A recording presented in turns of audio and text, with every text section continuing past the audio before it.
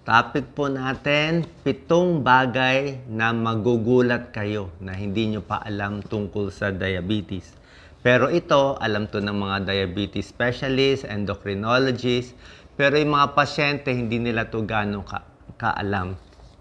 Pasensya na po baka matakot kayo dito, pero ito talaga yung tunay na datos. Kahit kami nung inaaral namin, nagugulat kami kung gaano ka-serious yung diabetes kahit yung mga mild na diabetes. Kaya dapat mag-ingat. Meron tayong mga tips mamaya, yung mga bawal gawin sa diabetic. Number 1, out of 7 na surprising facts about diabetes. Number 1, karamihan ng pasyente hindi nakokontrol ang blood sugar. Sasabihin lang nila, nakokontrol nila, okay sila. Pero oras na chinek sila, karamihan mataas talaga. Okay? Yung fasting blood sugar nila, lampas 200, minsan ganyan. Pag chinek natin yung ihi, may asukal sa ihi, may glucose, kaya hindi po maganda. Number 2, oras na ang pasyente maging diabetes level na. Ang diabetes level is 126 mg per DL, yung fasting blood sugar. Pag chinek sa umaga, paglampas 126, diabetes na yan. Oras na ma-diagnose ka na, lampas 126, sasabihin mo, Dok, 126 lang eh. Pero konting taas lang, ang nakikita ng mga researcher ay 50% ng pancreas, 50% ng lapay, yung beta cells ng lapay natin ay sira na. Okay? Nakakatakot. Hindi magandang... Sasabihin mo, ba't ganun, Dok? Ang konti-konti lang naman taas ng blood sugar ko. Mild lang, bahagya lang. Sinasabi mo, 50% ng beta cells ko sira na. Ganun kasi po ang mga sakit. Parang kidneys. Pag tumaas ang creatinine, malaki na sira ng kidneys. Okay?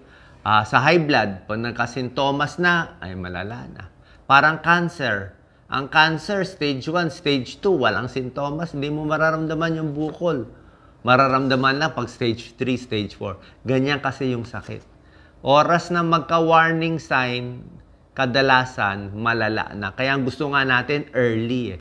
Kaya nga natin to tinuturo, habang maaga pa, maagapan na. Pero ganun nakikita nila. Oras na tumaas ang blood sugar, marami ng sira. Number 3, nakakagulat na data.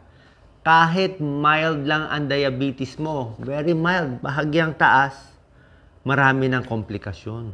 Pwede na masira. Meron nga sila na check, hindi pa umaabot sa diabetes level. Fasting blood sugar niya, 110 to 125 pa lang. Very mild pa lang. Pre-diabetes pa lang dito. Pero nung chinek nila, 40% nung lapay sira na. Kasi ngayon lapay natin magaling, ang pancreas natin, pag ang sira, 10%, 20%, 30%, normal pa rin blood sugar.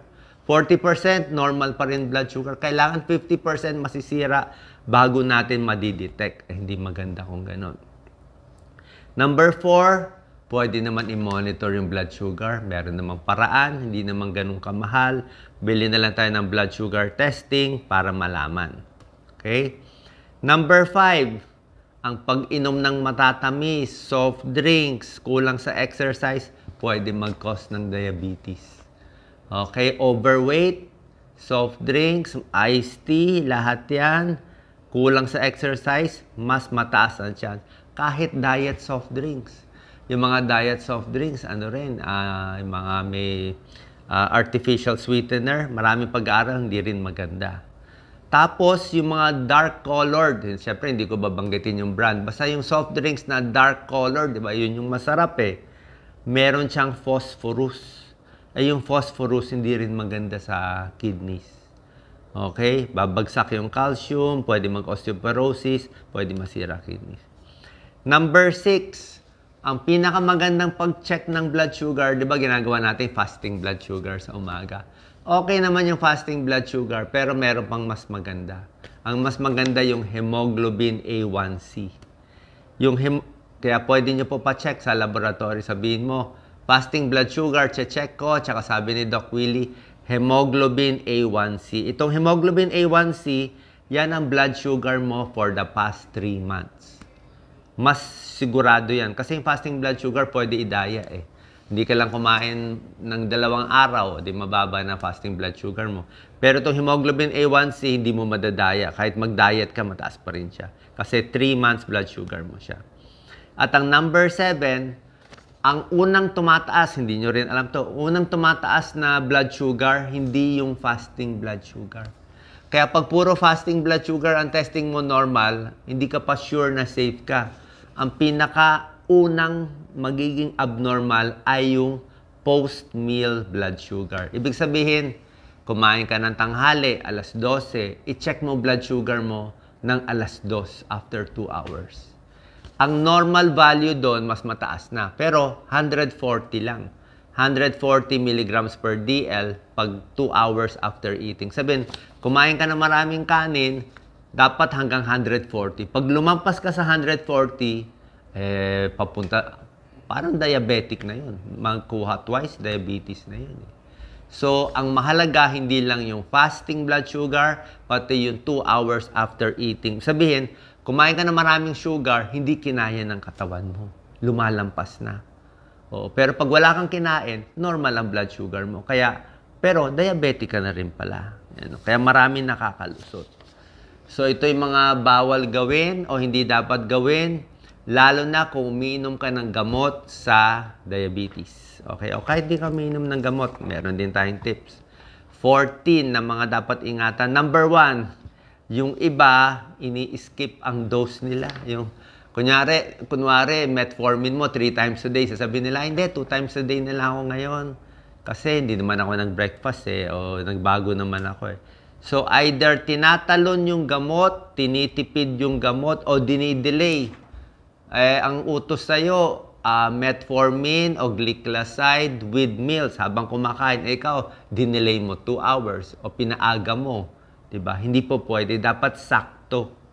Ang secret ay consistent ka dapat sa diabetes. Kasi nga, hindi na kaya ng katawan natin i-control yung blood sugar mag-isa. Kailangan tulungan mo na ng gamot kung nakagamot ka. Number 2, bawal din na mag-adjust ng dose mag-isa. Sabihin mo, tataas ko yung dose ko o babawasan ko mag-isa. Hindi po pwede. Dapat doktor lang.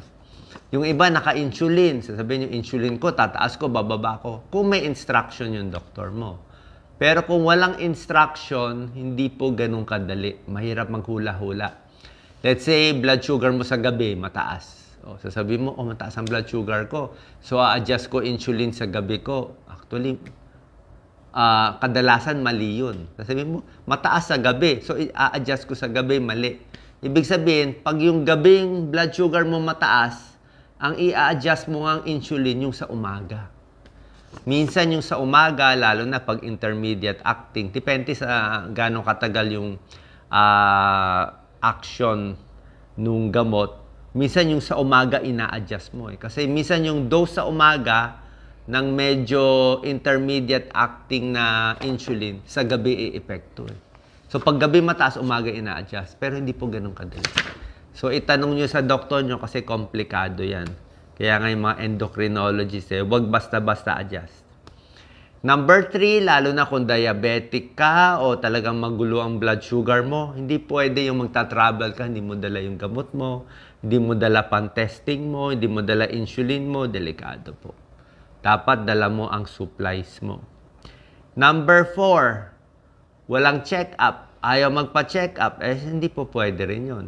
Hindi minomonitor ang blood sugar. Basta inom na lang na inom ng gamot. Bahala na. Ano sugar mo? Hindi na eh. Isang taon ko pa kinuha eh. So, hindi po pwede. Kasi nga, oras na tumaas, pwedeng tumaas bumaba yan. Base sa edad, sa exercise, or kung may sakit ka. Pag may sakit, usually magloloko yan. Usually tumataas yan. Number 5, dapat binabantayan mo ang high blood sugar symptoms. Huwag babaliwalain.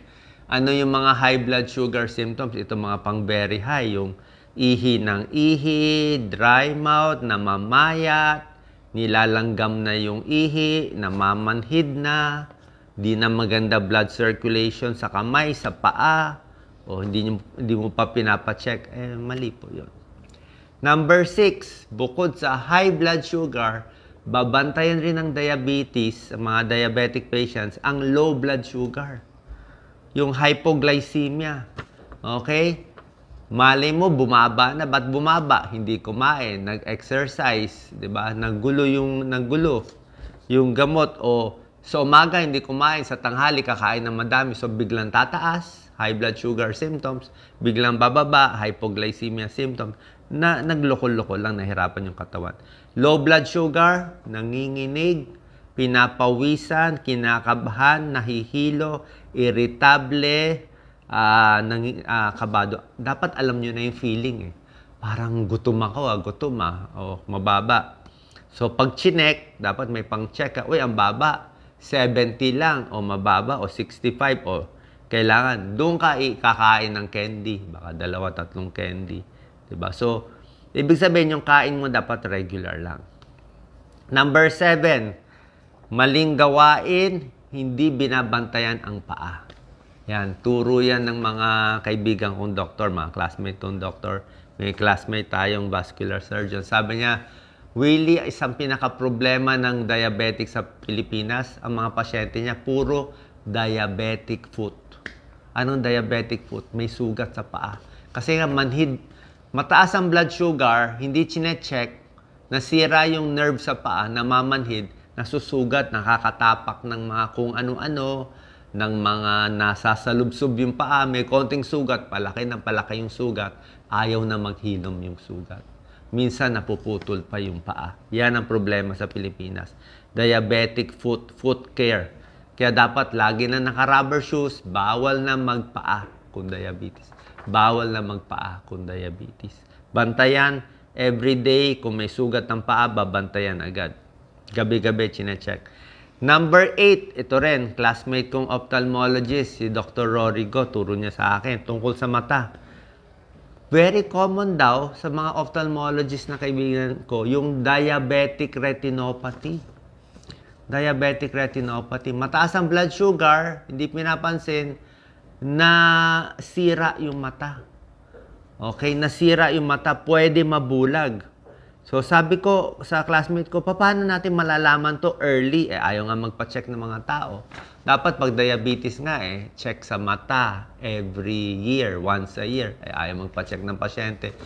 Ang early symptom daw nitong diabetic retinopathy bago mabulag ay malabo sa pagtingin.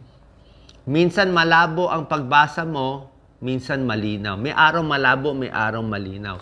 Ibig sabihin yung retina, nagde-detach na pala yun. Yun ang symptom. Diabetic retinopathy, dumadami yung ugat sa mata, tapos parang hinihigop niya yung retina, lumalabas, nade-detach. So, kailangan ng ophthalmologist para ayusin yun. Yung mga retina specialist na ophthalmologist. Kaibigan ko, Dr. Rorigo, sa Chinese General Hospital siya. Magaling siya. Number 9, overeating. Bawal. Diba?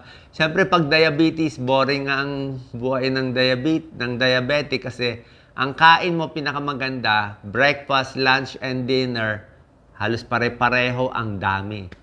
Umaga, kunwari, 2 pandesal o oatmeal. Tanghali, 1 cup rice. Gabi, 1 cup rice, tsaka ulam. Tapos pinakamaganda, may merienda ka pa konti. May isang apple sa merienda. Maganda nga, 5 meals ka in a day, pero konti-konti lang para hindi tumaas ang blood sugar. Hindi pwede yung walang breakfast, kain ng marami sa tanghali, kain ng marami sa gabi. Di sa umaga, mababa, tanghali, tapos gabi, mataas. Sisira ang katawan natin. Diba? Dapat nga, steady lang yung pagkain kasi nga yung blood sugar, hindi na kaya makontrol ng pancreas natin kasi nga 50% nasira. Yun ang problema. Okay? So, overeating bawal. Number 10, irregular eating. Hindi rin pwede. Sobrang diet, hindi rin pwede. Dapat diet, dahan-dahan din. Sabay diet, sabay bawas ng gamot. Midnight snack, matutulog na, kakain pa. O, 12 midnight, nagutom, umorder ng pizza, di nagulo na yung blood sugar mo. Diba? Dapat nga, steady lang. Number 11, puro unhealthy foods. Puro carbohydrates. Kakanin, di ba? Bibingka, kakanin, buko pie, lahat yan pampataas. Puto, masarap, kailangan carbo lahat. Kahit buko healthy, pero buko taas din sa calories, di ba? Isa pa, yung mga matatamis na prutas, ito rin, malaking pagkakamali ng diabetics, maraming matatamis na prutas na dapat bawasan ng diabetes. Pakwan, pinya, melon, ubas, lalo na mangga, konting-konti lang. Ang pwede lang talaga sa diabetes, mansanas, peras, apples, pears, suha, orange, dalandan, pa konti-konti pwede. At konti lang. Kasi hindi all you can eat ang fruit sa diabetes. Kasi nga, sugar pa rin siya. Number 12, matatamis na inumin. Soft drinks, iced tea, syempre, tubig talagang pinakamaganda. Kape, black coffee kung gusto mo. Kahit nga diet soft drinks, hindi ganun kaganda. Number 13, alak. Okay? Hindi pwede maraming alak o kahit konting alak. Ang beer, 200 calories. Red wine, ang taas na calories ng red wine, ang tamis. And number 14, dapat tama lang yung exercise. Okay? Huwag din sobrang exercise, baka bumagsak blood sugar. Huwag din kulang sa exercise, dapat tamang-tama lang ang exercise.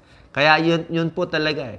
Diet and exercise, tapos regular lang yung pagkain mo. Tapos yung gamot, tamang-tama lang. Pero pinakagusto natin, more mag-diet, more mag-exercise, at mabawasan ang gamot mo pa konti-konti with the help of your doctor and endocrinologist, yan mga diabetes specialist, para mas safe. Who knows?